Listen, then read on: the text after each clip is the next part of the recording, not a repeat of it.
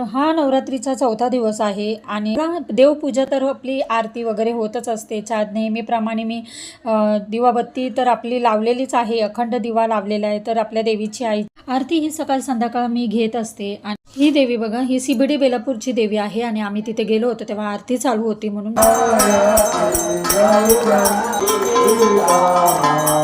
CBDला आर्याच्या कॉलेजमध्ये गेलो होतो आणि तिथून आम्ही नेहमीच दरवर्षी जात असतो. त्या CBDच्या देवीला पाया पडलो तर नेमकी आम्हाला आरती भेटली. खूप छान वाटलं, बरं वाटलं. आणि उपवासाचं काही केलं नव्हतं, पण थोडंसं फ्रूटचा ज्यूस बनवला आणि तो घेतला, थोडासा आराम केला आणि त्याच्यानंतर आम्ही निघालो.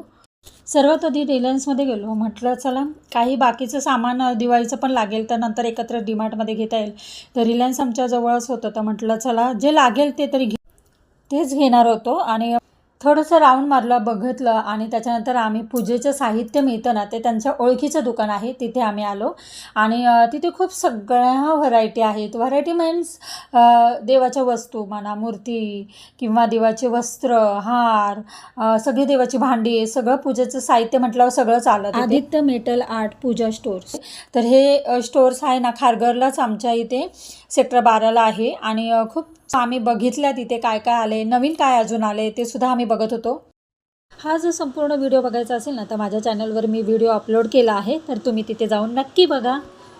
कसं आहे हो तुपाचं? हे 180 ला आहे. 180.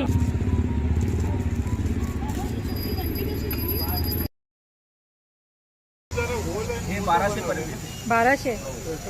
कर्नाटकी हां बाहेर येते वाटाची रस्त्याची जर आहे त्याच्यातलं पेर आहे तर दाखवतो. दाखवा हो. तिकडे टेबलवर ठेवा ना. हां टेबलवर घ्यायचं होतं समई. ह्या ज्या समोर समई दिसतात ना खूप छान आहेत आणि त्याच्यावर मोर आहेत. आणि आम्हाला समई खरं म्हणजे आवडले आणि इतक्या छान होत्या ना. त्या पहिल्या असायच्या ना मोरावाल्या, अशा मोर आणि इतक्या सुंदर डिझाईन तशाच टाईपच्या होत्या. खूप सुंदर, बघितल्या बरंच आवडल्या.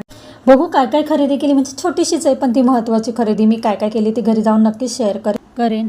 उकळती म्हणजे कोण येतात, बाकी काय याच्यातले अगरबत्ती वगैरे काय नाही लावत. हेच पात्र हा आणि मग तिथे देवीची वेणी आणायच्या होत्या, 9 वेणी, ब्लाऊज पीस, सगळं ओटीचं सामान ते पण आम्ही घेतलं आणि घरी आलो.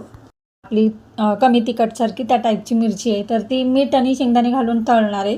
तर मग 2-4 मिरच्या मीठ घालून तळते आणि त्यांनासुद्धा 1-2 मिरची होईल म्हणून मग छान अशी मिरची तळली. आर्या चालली गरबा खेळायला. 8 वाजले. उपवासाची भाकरी आणि राजगिरीच्या पिठाची भाकरी केली मी. चल बाय. छान रेडी झाली बघा.